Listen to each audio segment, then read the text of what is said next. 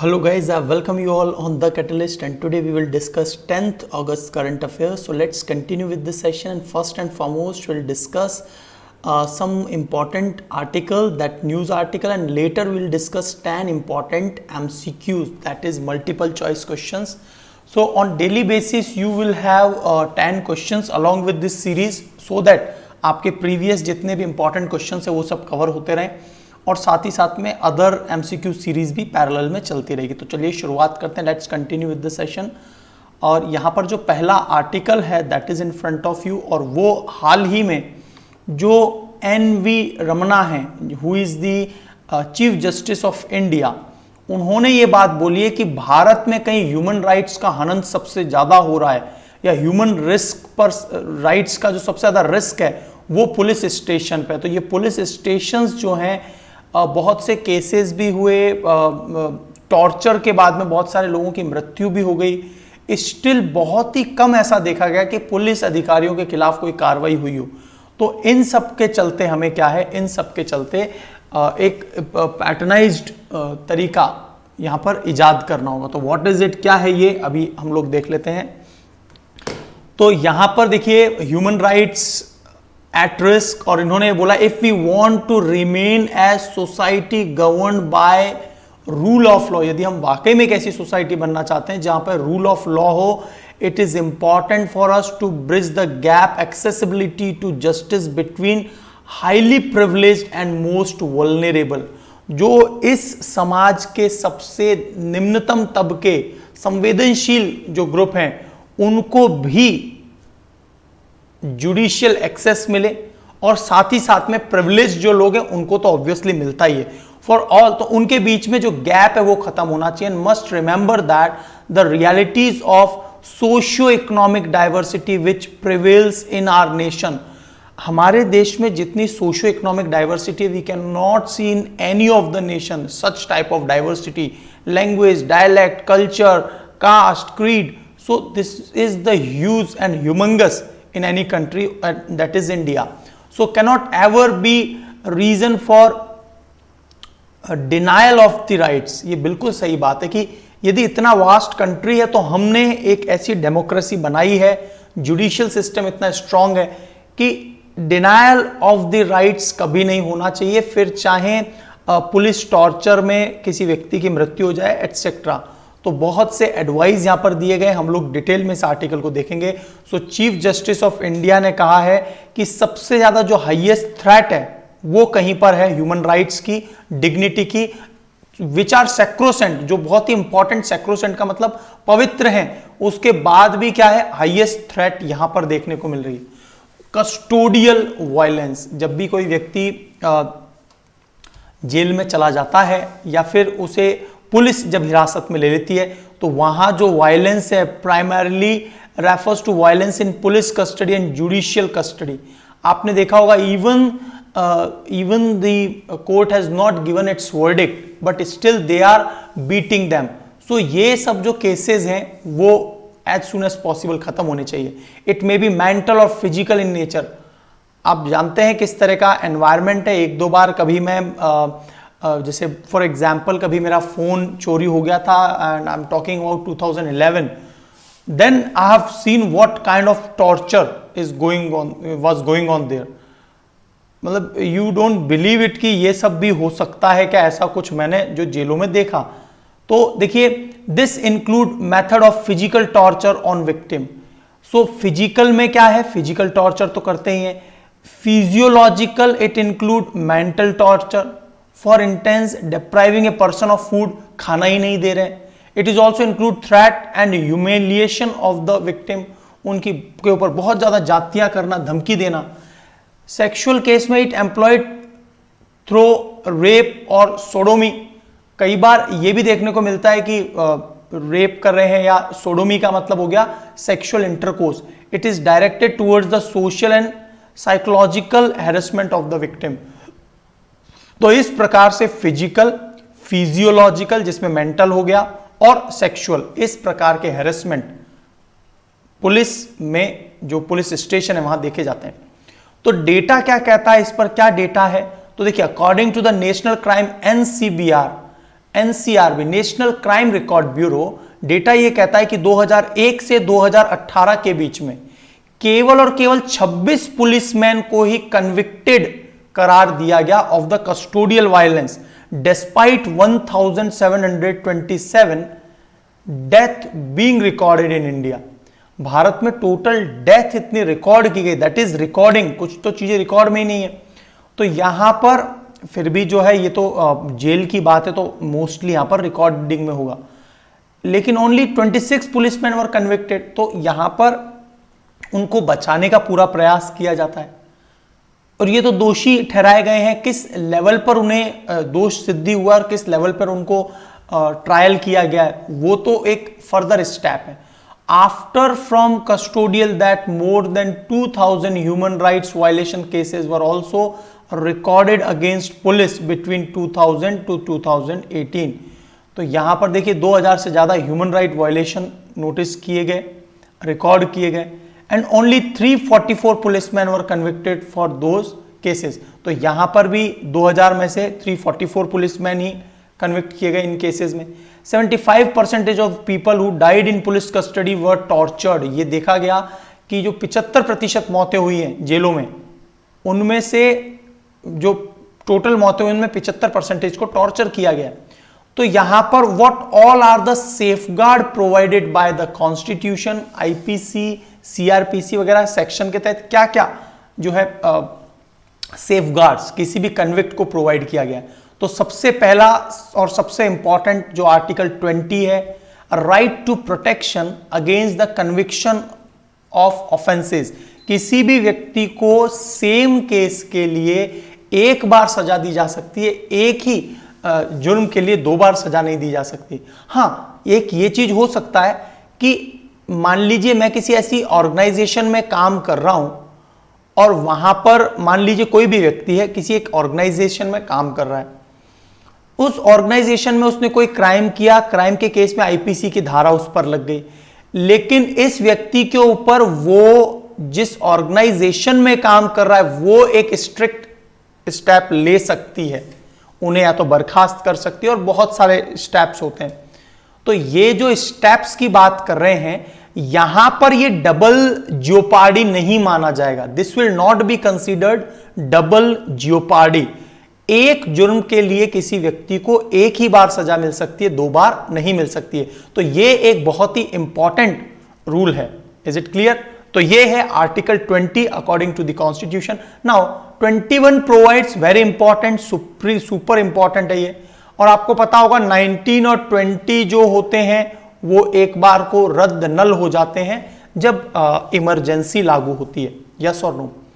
Right to life and liberty सबसे ज्यादा ताकतवर जो है आर्टिकल है ये, है ना, प्राण और दैहिक स्वतंत्रता जो है।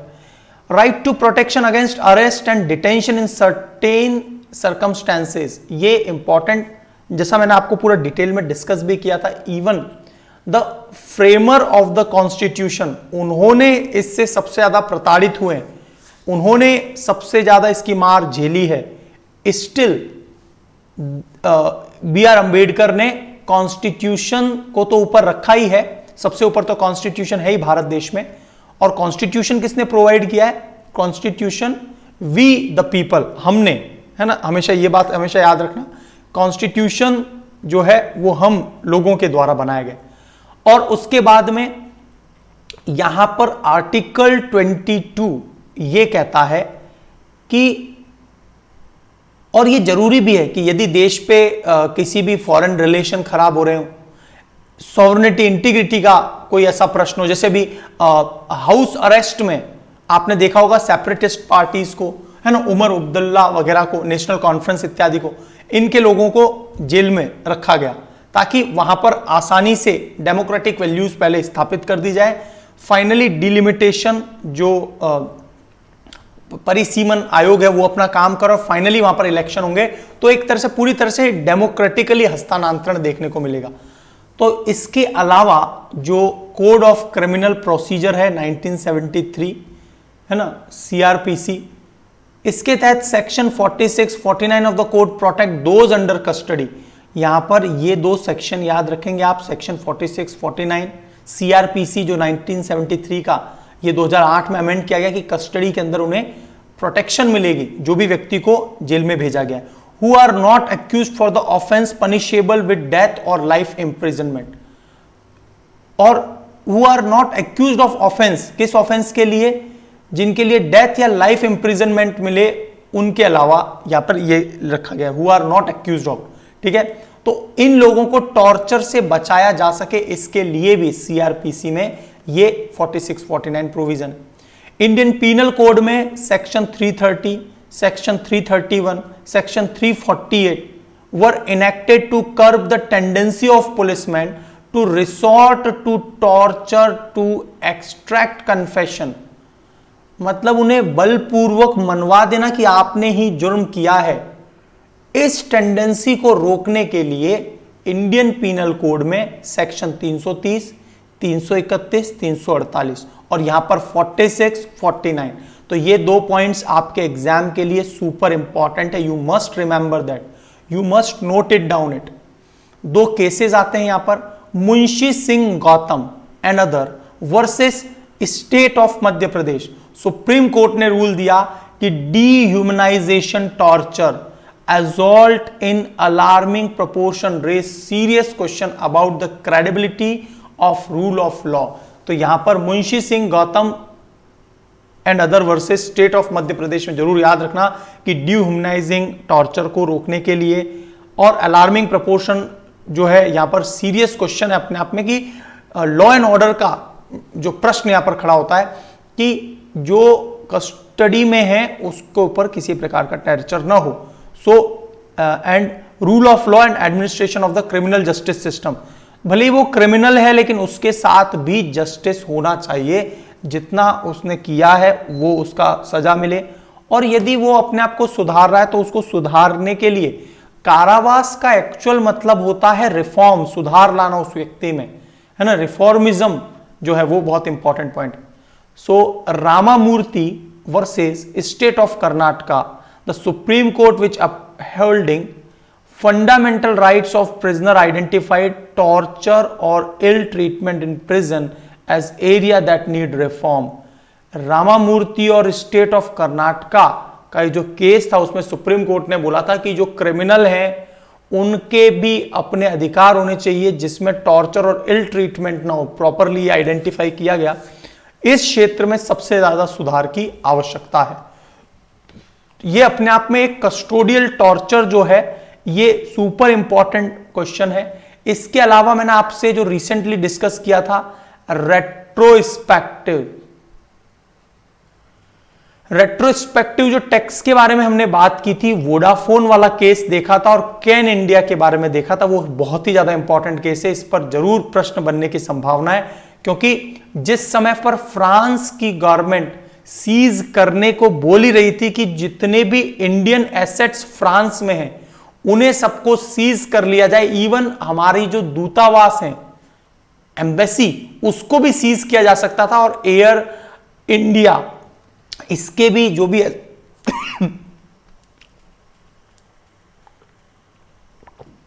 एयर इंडिया के जो भी एसेट्स हैं उन्हें भी सीज किया जाए।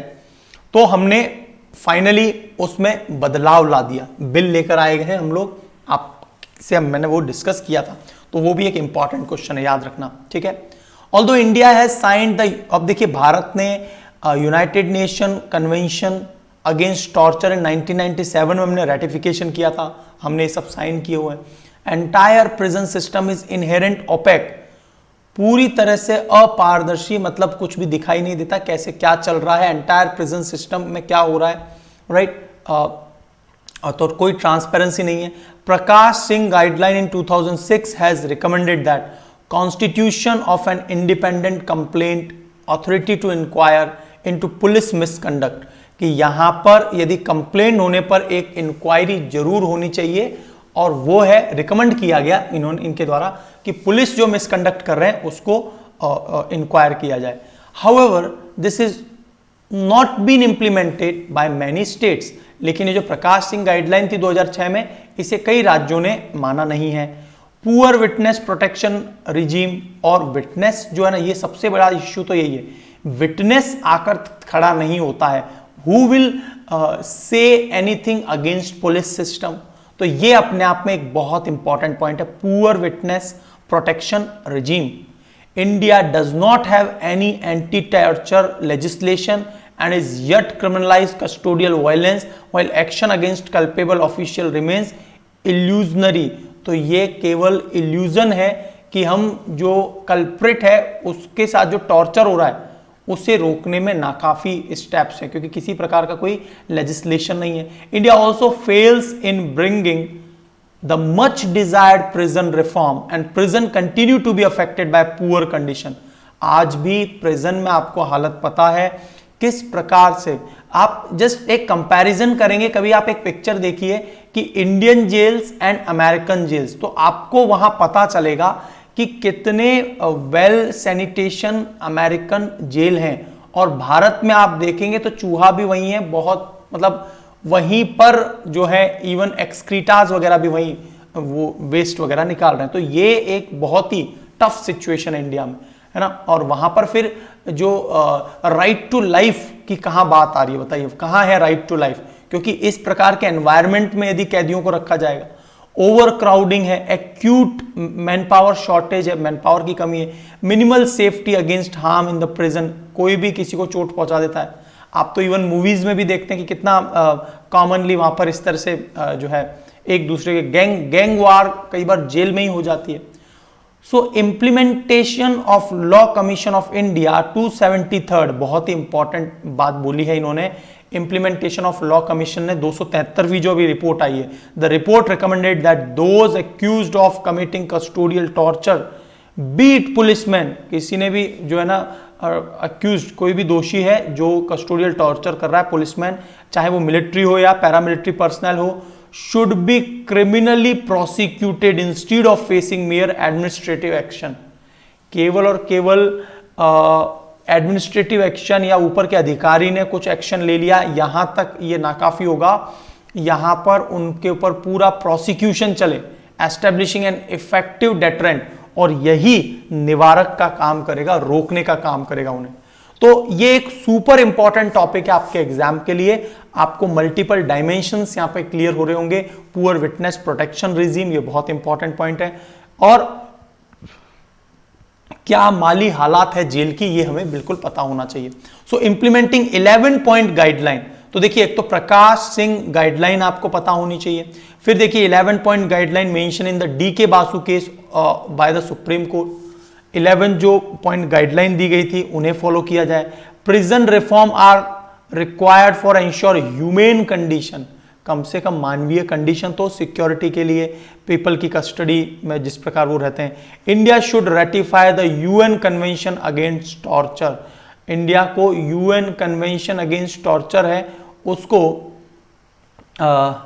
जो है इंडिया ने रेटिफिकेशन तो करी, रेटिफिकेशन स्टिल रिमेनिंग, तो हमें रेटिफाई करना चाहिए ताकि हम भी उस दायरे में आ जाएं। Is it clear?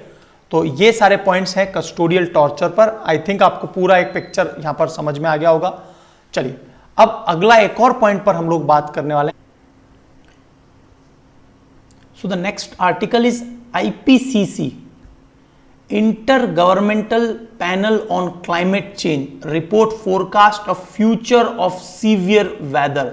जिस प्रकार से सीवियर वेदर हमने अभी इन रिसेंट डेज में Germany, USA, Russia, India, Brazil और सभी जगह वाइल्ड फायर एटसेट्रा देख रहे हैं। ग्रीस में भी जो है आगजनी देखने को मिल रही है, वाइल्ड फायर। तो ये सभी जो चीजें हैं उससे उसके अलावा जो आईपीसीसी की जो 6th रिपोर्ट आई है, सो 5th रिपोर्ट आई थी 2014 में, और अब जो 6th रिपोर्ट आई है उसमें ये प्रेडिक्शन किया गया है कि भविष्य और भी ज्यादा सीवियर वेदर के साथ में देखने को मिलेगा। तो क्या है ये पूरा टॉपिक, लेट्स डिस्कस इट। तो यहां पर आईपीसीसी का जो वर्किंग ग्रुप 1 है is the first of the 3 instalments of the 6th assessment report. तो ये है आईपीसीसी की 6th असेसमेंट रिपोर्ट। तो आप इसको शॉर्टकट में कैसे लिख सकते हैं, assessment report 6, and it was prepared by 234 authors. 334 अलग अलग ऑथर्स ने, 65 देशों के लोग हैं, over 3 year and collecting current knowledge on climate change through review over 14,000 studies।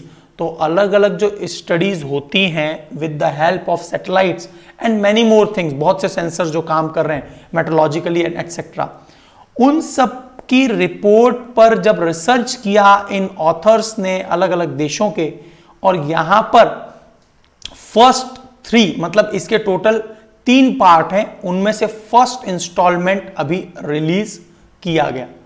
तो यहां पर क्या बोला गया है, क्या हाइलाइट्स हैं कि जो average surface temperature of earth will cross 1.5 degree celsius by next 20 years.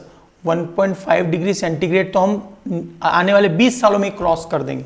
उम्मीद क्या थी, जो पेरिस क्लाइमेट का जो समिट था उसमें क्या कहा गया था, 2100 में टेम्परेचर बढ़े मैक्सिमम इस पृथ्वी पर तो 1.5 डिग्री सेंटीग्रेड, अधिक से अधिक बढ़ जाए तो 2 एट मैक्स ये हो, और यहां पर बोला गया है 20 साल में ही हो जाएगा ये, और 2 डिग्री सेंटीग्रेड तो by the middle of the century. Middle of the century का मतलब है कि 2050 तक ये 2 डिग्री सेंटीग्रेड भी बढ़ जाएगा। तो मैंने आपको कई बार बताया कि एवरेज टेम्परेचर जो पृथ्वी का है वो 15 डिग्री सेंटीग्रेड है, ठीक है। There will be further warning in coming decades unless there are immediate strong rapid reduction in the global emission। यदि ग्लोबल एमिशन को नहीं रोका गया, इस सारे पॉइंट से आप कनेक्ट कर सकते हैं नेट एमिशन और ग्रॉस एमिशन। नेट एमिशन से काम नहीं चलेगा अभी, right. 10 even if emission are brought to net zero, जो मैं आपको बोल रहा था नेट एमिशन जो जीरो है, net zero, by mid century there will be overshoot the limit 1.5 degree centigrade by 0.1 degree centigrade. तो ये इवन क्या होगा, बहुत ही माइन्यूट अंतर आएगा, मतलब उसमें कोई डिफरेंस नहीं आएगा। तो नेट जीरो से जो है बहुत ज्यादा इंपैक्ट नहीं होगा। The threshold of 2 degree centigrade will be exceeded during 21st century. तो ये बात जरूर है कि हम लोग नेट जीरो से काफी हद तक कुछ रोक सकते हैं, लेकिन जो सीवियर क्लाइमेट चेंज हो रहा है उसे फिर भी नहीं रोक पाएंगे। जो ये 2 डिग्री तक तो हमने एक डेडलाइन माना है, इतना तो देखिए इतना कॉमनली चला जाएगा। ये जो टेम्परेचर जो इंक्रीमेंट है due to the green house gases, ये बहुत कॉमनली चला जाएगा, बहुत आसानी से चला जाएगा। नेट जीरो करने वाले देश जो हैं उनसे जरूर मदद मिलेगी, जैसे अलग अलग देश 2005 के वर्ष को आधार मानकर, यूरोपियन कंट्रीज जैसे 1990 को आधार वर्ष मानकर, और किस प्रकार से उसको टेम्परेचर को कम करने की कोशिश कर रहे हैं। So carbon dioxide concentration are highest in least 2 million years. अभी हमने ये देखा पिछले 20 लाख सालों में सबसे ज्यादा कार्बन डाइऑक्साइड कॉन्सेंट्रेशन हुआ है। Human have emitted 2400 billions of carbon dioxide since late 1800, जहां से हम लोग बात करते हैं, जहां से इंडस्ट्रियलाइजेशन की शुरुआत हुई है। In fact emission have grown far more rapidly then expected in 1988। और ये जो एमिशन है वो 1988 से तो कई मल्टीप्लाइड फॉर्म में इंक्रीमेंट हुआ है। Most of this can be attributed to human activities, particularly the burning of fossil fuel. तो ये फॉसिल फ्यूल का सबसे ज्यादा इंपैक्ट है। Human activities has warmed the climate at rate of unprecedented in 2000 year. ये अपने आप में इस प्रकार का पिछले 2000 साल में ऐसा कुछ नहीं देखा गया है। Over carbon budget 66% change of keeping warming to below 1.5 degree centigrade is now 400 billion tonnes of carbon dioxide. तो देखिए यहां पर are carbon budget for 66% chance, हमारा जो कार्बन बजट है उसका 66% चांस है कि जो वार्मिंग है, हम लोग जो बजट बनाते हैं कार्बन के लिए, इससे केवल 66% ही संभावना है। जिस प्रकार का हमने इवन बजट बनाया उसको फॉलो करना तो एक अलग मैटर है, it is just a paper work. और उसके बिहाफ पे देख लीजिए 1.5 डिग्री सेंटीग्रेड का होना बहुत ही आसान है। This means that we have depleted 86% of our available budget. तो कुल मिला के देखिए यहां पर हम लोग एक मेजर बजट को भी लाएंगे तब भी बहुत ज्यादा हमें सफल। यहां देखिए, so the last decade was hotter than any period time in the past 1,25,000 years। पिछले 1.25 लाख सालों में इतना टेम्परेचर नहीं देखने को मिला जितना करंट में देखा है, और ये ग्लोबल एवरेज टेम्परेचर से 1.09 डिग्री सेंटीग्रेड बढ़ गया है। वहीं एक कंपैरिजन करें इस डिकेड का 2011 से 2020 का, 1850 से 1900 वर्ष में जो on an average global temperature था उसकी तुलना में देखिए 1.09 डिग्री सेंटीग्रेड ज्यादा है, और 1,25,000 सालों में इतना टेम्परेचर नहीं देखने को मिला है। Sea level rise has tripled compared with 1901 to 1971। तो सी लेवल राइज देख लीजिए कितना तेजी से इंक्रीज हो रहा है। आर्कटिक सी आपने देखा ही है कि आर्कटिक सी जो हमेशा परमाफ्रॉस्ट एरियाज हैं वो भी अब पिघल रहे हैं, तो 1000 ईयर में सबसे लोएस्ट पर चला गया ये भी, है ना, कि सबसे ज्यादा आइस पिघल रही है। Every additional 5 degree of the warming will increase hot extreme, बहुत ज्यादा गर्मी झेलने को मिलेगी। एक्सट्रीम प्रेसिपिटेशन एंड ड्रॉट, कहीं पर बहुत ज्यादा बाढ़ आ रही होगी तो कहीं पर जो है सूखा होगा। Additional warning will also weaken the earth's carbon sink present in plants. Carbon dioxide का सिंकिंग का काम कौन करते हैं? प्लांट्स करते हैं। सॉइल, ओशन, तो इसमें भी हमें जो एक साइकिल है वो ब्रेक होती हुई नजर आएगी। Many of the impacts such as sea level rise and melting of the glacier will continue for many years।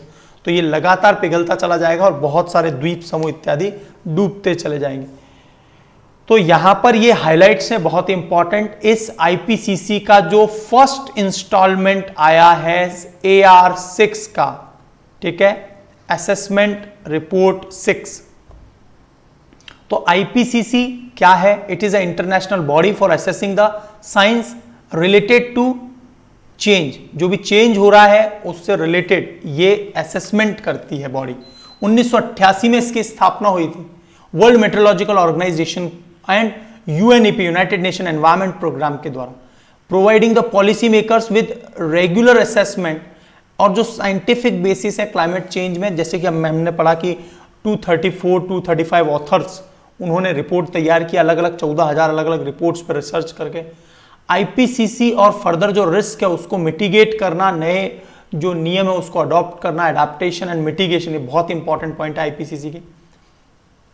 IPCC assessment provides a scientific basis for government at all level develop climate related policy and they अंडरलाई negotiation eight UN climate conference, the United nation framework convention on climate change. तो ये जो UNFCCC इसके ही साथ मिलकर जो है ये काम करती है। तो at all level it develop climate related policies, ये क्लाइमेट रिलेटेड पॉलिसीज बनाती हैं। They underlie negotiation at UN climate conference, और निगोशिएशन कि भाई किस प्रकार की चीजें अलग अलग जो कॉन्फ्रेंस ऑफ पार्टीज होती है वहां पर क्या बात रखी जाए, यूएनएफसीसीसी किस प्रकार से बाइंड करे दुनिया के देशों को, ये सभी जो एजेंडा आईपीसीसी के द्वारा रखे जाते हैं। क्योंकि without data it can not work, और इसीलिए यहां पर ये पूरी तरह से वहां पर रिसर्च करते हैं। आईपीसीसी के बारे में, आईपीसीसी एआर जो असेसमेंट रिपोर्ट है उसके बारे में क्या पॉइंट है?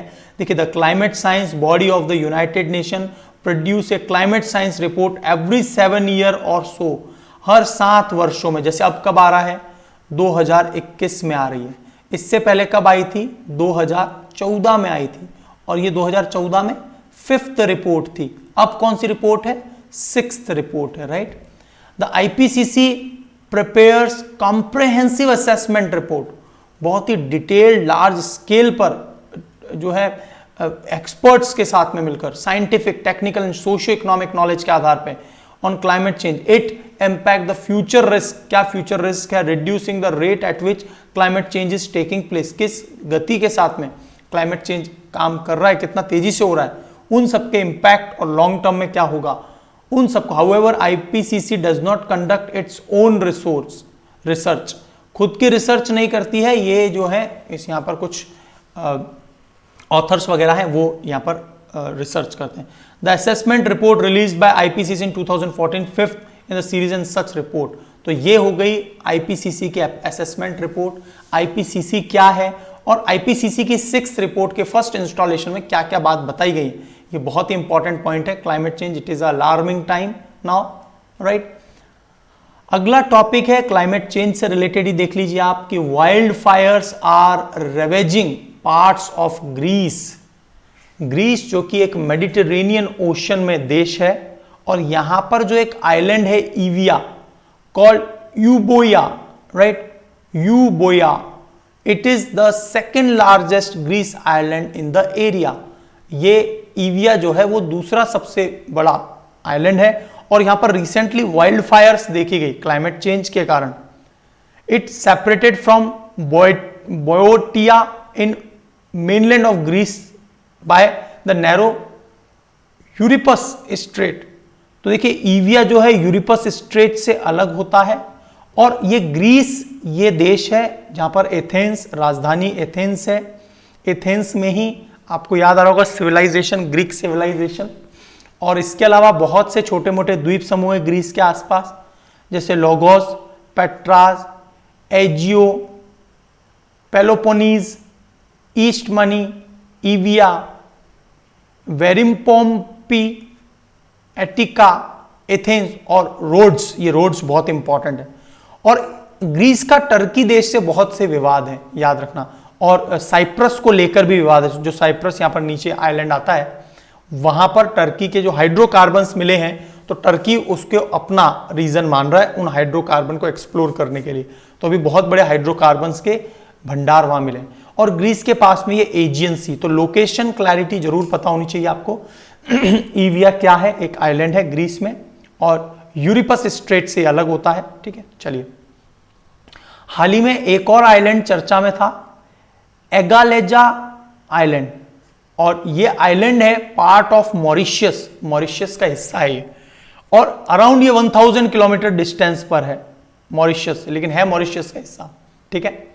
अभी न्यूज में क्या चर्चा में आया था कि भाई जो मॉरिशियस है, पिछले कुछ सालों में यह था कि इंडिया जो है यहां पर अपना एक मिलिट्री बेस बनाएगा, लेकिन फाइनली इस प्रकार की अटकलों को उसने खारिज कर दिया। उन्होंने क्लैरिफाई कर दिया कि इस प्रकार का कोई भी एग्रीमेंट इंडिया के साथ हमारा नहीं हुआ है।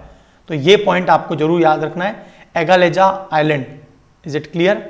और यहां पर डिएगो गार्शियो बहुत इंपॉर्टेंट है। एक्चुअल में ये किसका एक आइलैंड है, यूनाइटेड किंगडम का। यूके ने ये किसे दिया हुआ है, यूएसए का यहां पर नेवल बेस है, naval base, is it clear. ये बहुत ही इंपॉर्टेंट पॉइंट है, डिएगो गार्शियो, एगालेजा जरूर याद रखना। असम्पशन आइलैंड पर भी हम लोग क्या है बात कर रहे थे कि असम्पशन आइलैंड पर भी भारत का अपना जो है इंडियन लिस्टिंग पोस्ट, तो ये अवेलेबल है मेडागास्कर में। मेमोरेंडम ऑफ अंडरस्टैंडिंग हुई हमारी सेशेल्स से डॉकिंग फैसिलिटी के लिए असम्पशन में। और यहां पर देखिए memorandum of understanding with Mauritius to build air strip docking facility. अब आप पूछेंगे ये लोग मना क्यों कर रहे हैं। देखिए चाइना का अपने आप में बहुत बड़ा प्रेशर होता है और चाइना का इन्वेस्टमेंट आ रहा है, तो इनके जो डिप्लोमेटिक जो प्रेशर है उसके चलते क्या है वो खुले तौर पे भारत को जो है अलाउ नहीं करना चाहते। किसी भी प्रकार का कंट्रोवर्सी में कोई भी छोटा देश दो बड़े मगरमच्छों के बीच में नहीं फंसना चाहता। आज के जो 10 क्वेश्चंस हैं वो आपकी स्क्रीन पर हैं। तो 3 पॉइंट दिए गए हैं, पॉज कर लीजिए और बताइए क्या आंसर सही है। यहां पर पहला पॉइंट बताइए, पॉज कर लीजिए आप लोग और बताइए विच स्टेटमेंट इज करेक्ट है। The temple gots it's name, जो रामप्पा टेम्पल है रिसेंटली जिसे यूनेस्को हेरिटेज साइट का दर्जा दिया गया। The temple gots it's name Ramappa because of its chief sculptor Ramappa. क्या इसी कारण इसका नाम पड़ा है? क्या यहां पर कंपोज किए गए 2 सिमिलर टेम्पल है क्या side by side on the single 5 feet high star shaped terrace, ऐसा कुछ है क्या? हाई स्टार मतलब अगल बगल में 2 समान मंदिर और उसी पर 2 मंदिर बनाए गए, ऐसा कुछ है। Third point, it was build by patronage of Satavahana ruler Hala under the authorship of its chief commander. बताइए तो आई थिंक यहां पर आपको कौन सा स्टेटमेंट सही लग रहा है? First is absolutely correct, second is incorrect. ऐसा नहीं है दो टेंपल वाला कोई कॉन्सेप्ट नहीं है। तीसरा पॉइंट भी इनकरेक्ट है क्योंकि यहां पर काकात्या रूरल है ना, काकात्या जो रूलर हैं उनके द्वारा ये बनाया गया था, है ना, जो रोचेरा रुद्रा इस तरह का जो नाम है कमांडर का, उनके द्वारा ये बनाया गया था। तो first statement is absolutely correct but second and third is incorrect and that is why यहां पर देख लीजिए क्या पूछा गया है, करेक्ट। तो इसीलिए A will be the correct answer. Is it clear? देख लीजिए, yes, A is the correct answer here. And Recherla Senapati Rudraiah the general of Kakatiya kingdom, जो कि गणापति देवा 13वीं शताब्दी में इनके द्वारा यह बनाया गया, जो कि एक सेनापति थे काकात्या किंग गणपति देवा के। Is it clear? और रामप्पा ने इसे बनाया है। ये एक sandbox techniques, flooring is granite and pillars are of basalt, ये सारी बातें हमने पढ़ी थी। ये बहुत ही ज्यादा इंपॉर्टेंट फीचर है इस टेंपल का।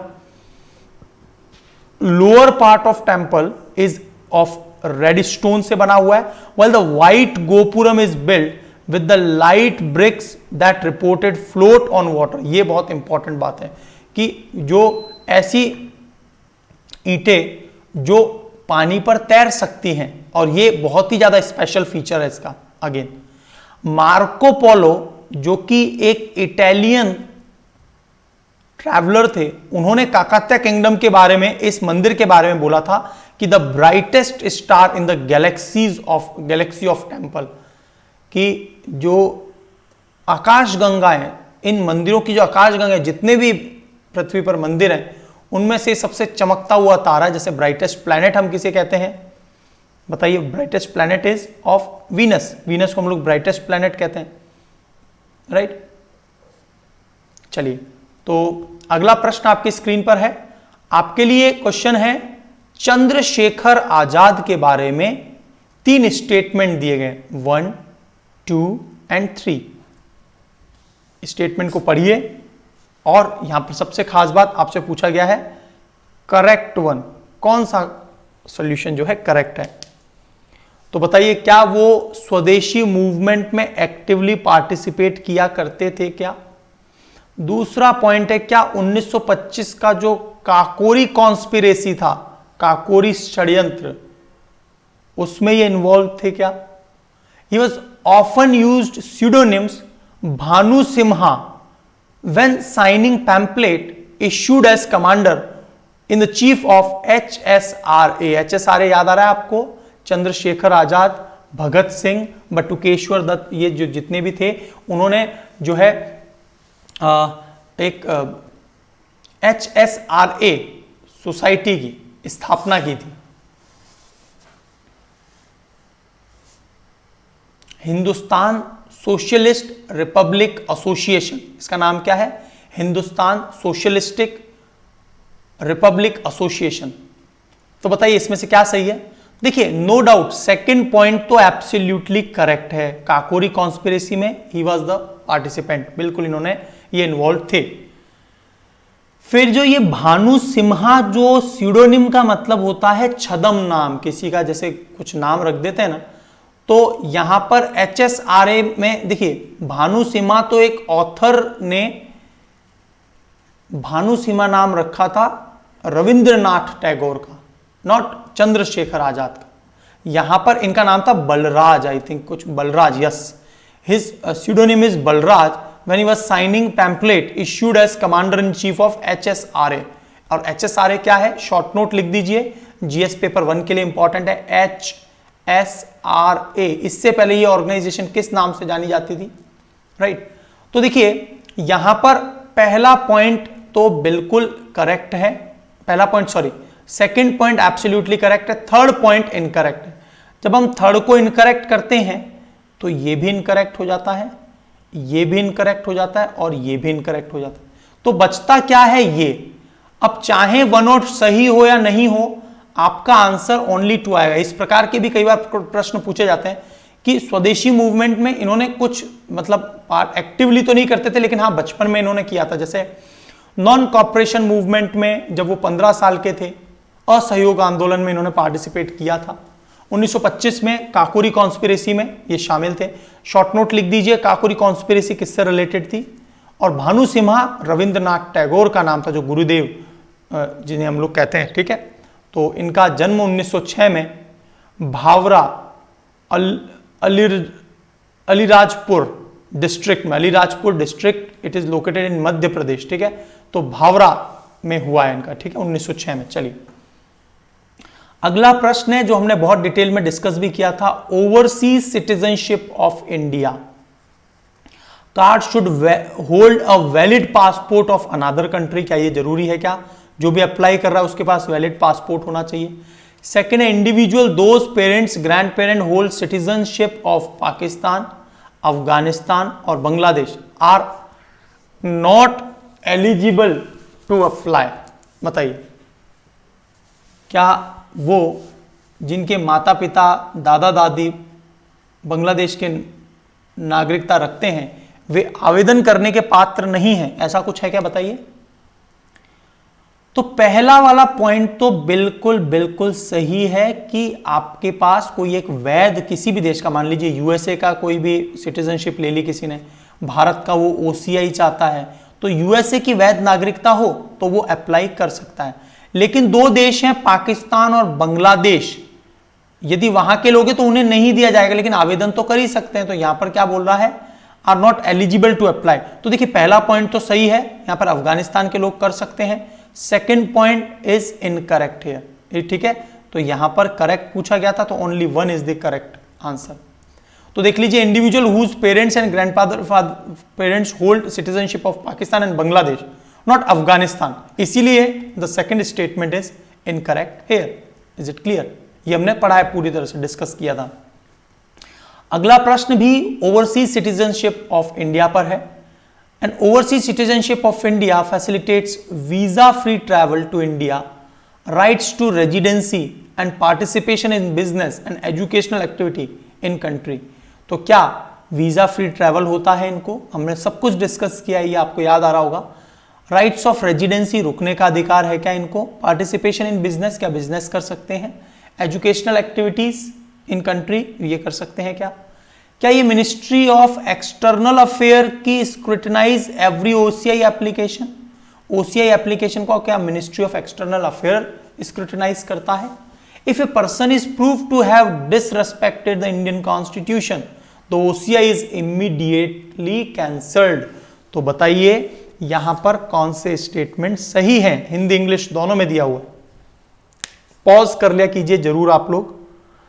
सो यहां पर देखिए पहला स्टेटमेंट तो बिल्कुल सही है, सब कुछ ये कर सकते हैं, कोई अधिकारी वगैरह नहीं बन सकते, वो एक बात अलग है, लेकिन ये सब हो सकता है।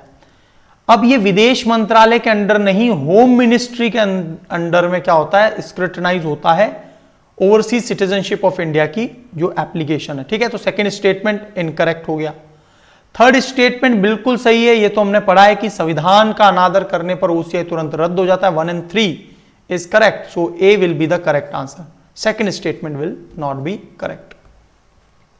So Ministry of Home Affairs scrutinize every application. Ministry of Home Affairs देखता है ये। Bureau of Immigration and Union Home Ministry issue OCI status. OCI status कौन देता है भाई?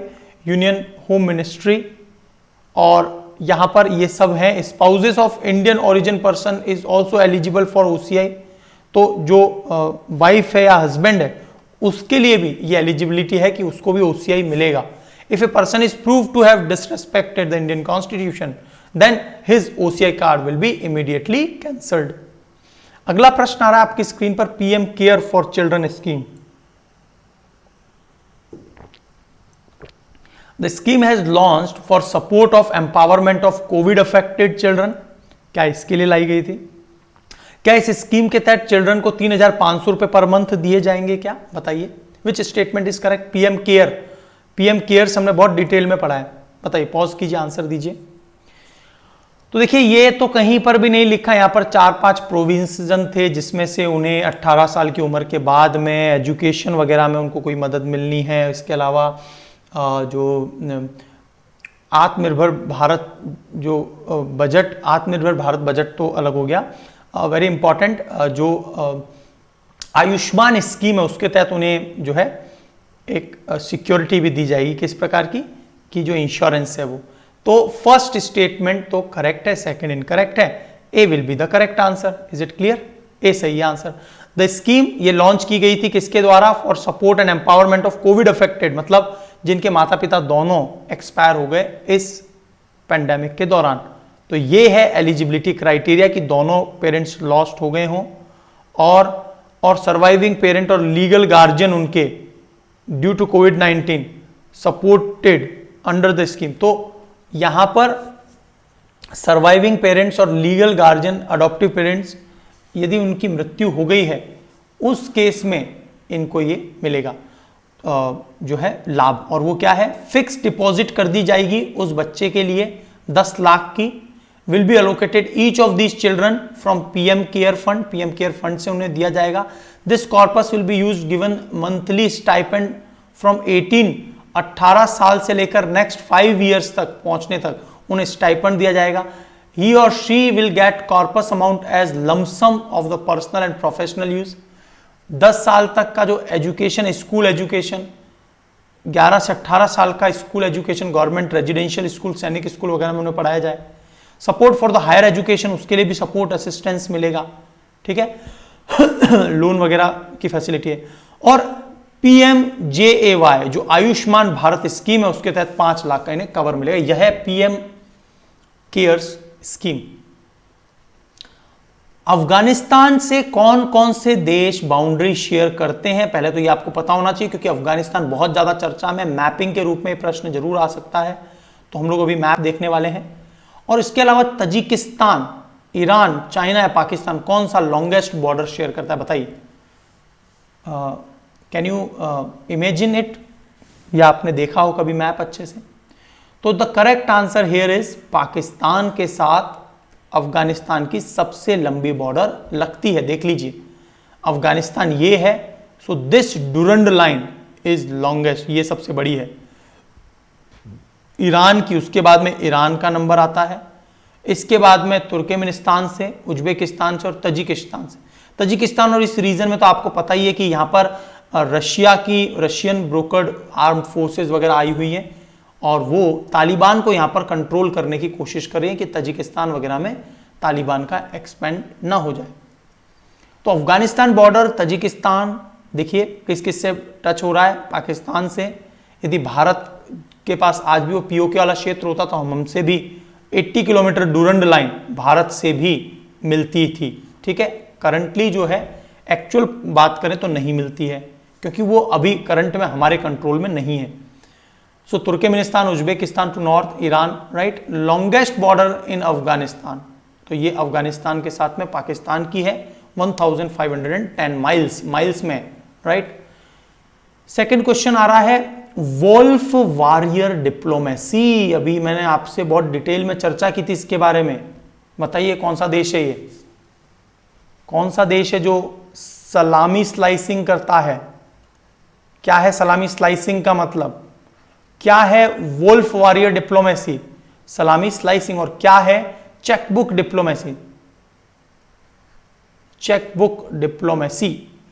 ये तीनों diplomacy it is related to China, right. और वोल्फ वॉरियर डिप्लोमेसी पर हमने डिटेल में क्या बात की थी कि चाइना ये बोल रहा है कि कोई भी देश यदि हमारे खिलाफ एग्रेशन या कोई वर्ड, माउथ वर्ड यूज करेगा तो हम उसे नहीं छोड़ेंगे। माउथ वर्ड इवन किसी भी प्रकार का एग्रेशन होता है क्योंकि यूएसए, अमेरिका लगातार नाटो या यूरोपियन यूनियन की मीटिंग्स वगैरह उसमें चाइना के घेराव की बात कर रहा था।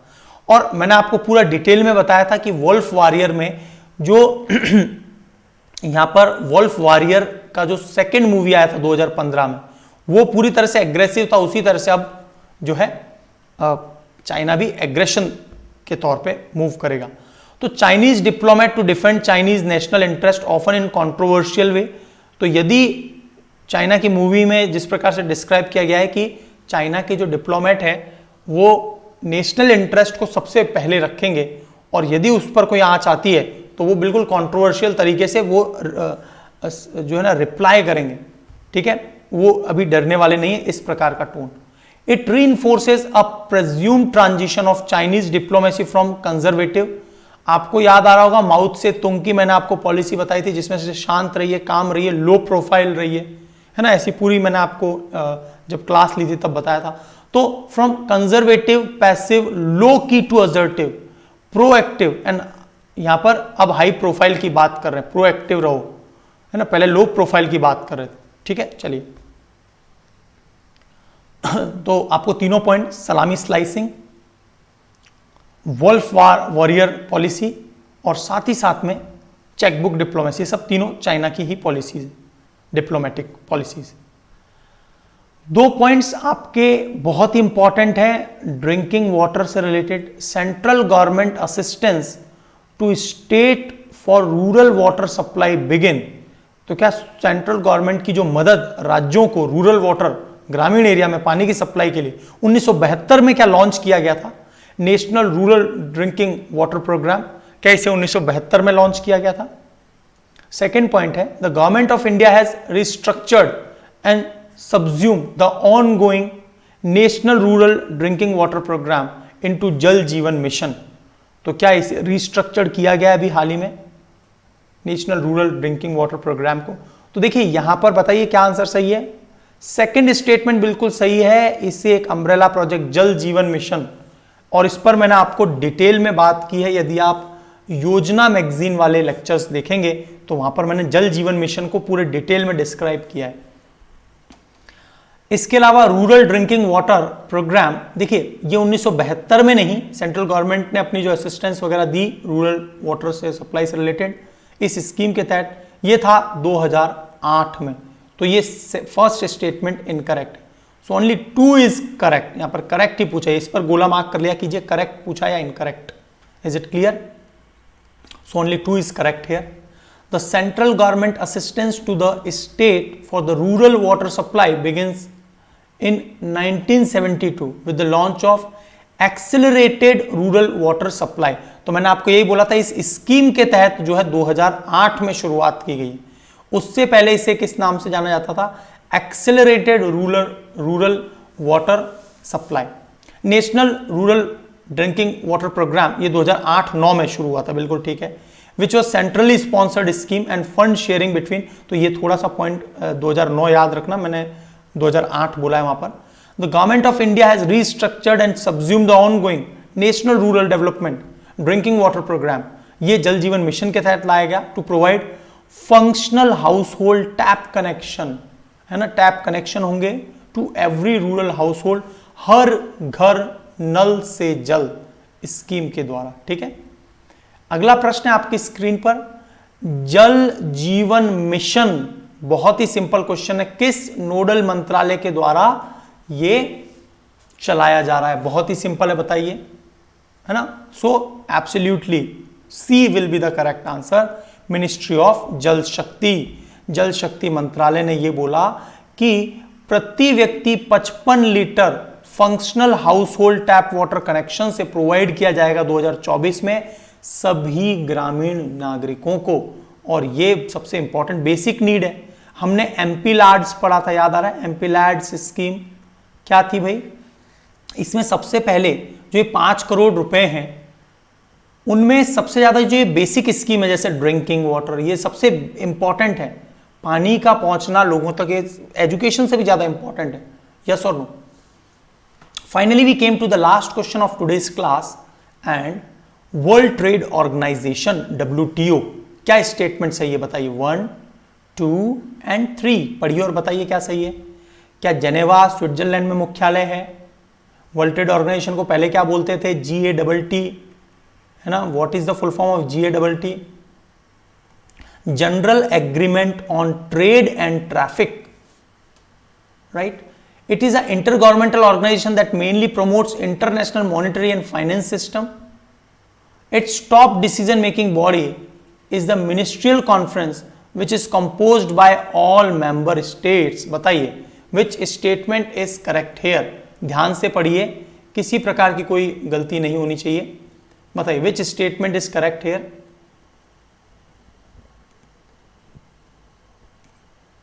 तो देखिए, क्या ये इंटरनेशनल मॉनेटरी और फाइनेंस सिस्टम को प्रमोट करता है? क्या ये कोई आईएमएफ है? नहीं है। वर्ल्ड बैंक है तो इंटरनेशनल मॉनेटरी है ना, और ना ही ये वर्ल्ड इकोनॉमिक फोरम है। वर्ल्ड इकोनॉमिक फोरम जो इंटरनेशनल मॉनेटरी फाइनेंस सिस्टम के लिए रूल्स बनाते हैं, है ना, दावोस में और एटसेट्रा। तो ये फर्स्ट पॉइंट बिल्कुल इनकरेक्ट है, और सेकंड और third point are absolutely correct. So the correct answer will be B. Is it clear? Yes, B will be the correct answer. आप में से कुछ स्टूडेंट्स ने एक बात बोली थी कि सर जो अमेंडमेंट है, संशोधन है, उनको कैसे याद किया जाए, ट्रिक्स वगैरह, तो मैं कोशिश करूंगा कि उसका एक डेडिकेटेड लेक्चर आपको जरूर दूंगा ताकि आपको याद रह जाए कौन से बहुत ही इंपॉर्टेंट अमेंडमेंट्स इंडियन कॉन्स्टिट्यूशन में हुए थे। So B is the correct answer here. World trade organisation को आज 25 साल हो गए हैं। India enter the top 10 list of the countries exporting agriculture produce in 2019, ये हमने डिस्कस भी किया था। It is intergovernmental organization that regulates and facilitates the international trade, not finances or monetary.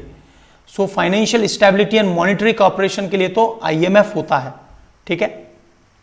It is also facilitate international trade, promote employment, ये भी करता है IMF, लेकिन मेनली ये रेगुलेट करता है दो देशों के बीच में कोई भी ट्रेड, व्यापार या किसी भी तरह का राइट्स का इश्यू आ रहा है, या फिर हतोत्साहित हो रहा है किसी प्रकार का ट्रेड, या कोई देश वो फूड सिक्योरिटी का इश्यू कई बार आ जाता है ना।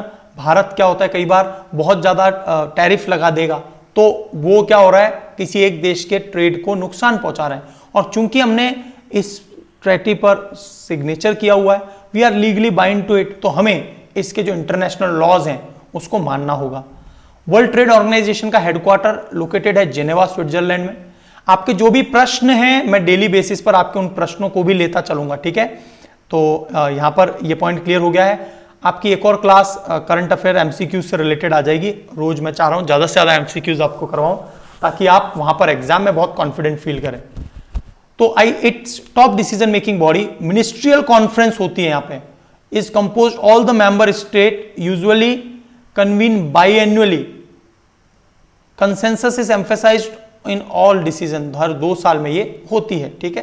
तो ये बात आपको याद रखना, ठीक है। चलिए, तो आज के क्वेश्चंस कितने सही हुए, आउट ऑफ 10 आपके कितने मार्क्स आए हैं, जरूर शेयर कीजिए। और डेली बेसिस पर ये ऐसा ही होगा क्लास, ताकि आपका कॉन्फिडेंस बिल्डअप हो सके। और मैं प्रीवियस 1.5 ईयर के जो भी और क्वेश्चंस हैं उन सभी को भी लेकर आता रहूंगा। सो आज के लिए इतना ही। Thank you so much. जय हिंद दोस्तों, गॉड ब्लेस यू।